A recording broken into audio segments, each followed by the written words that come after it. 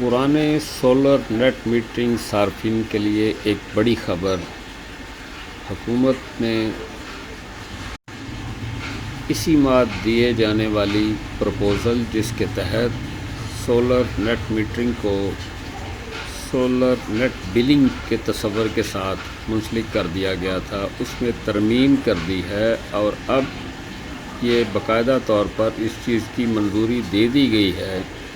کہ پرانے net metering صارفین اپنے کنٹریکٹ کے اختتام تک اسی طرح یونٹ کے بدلے یونٹ کے نظام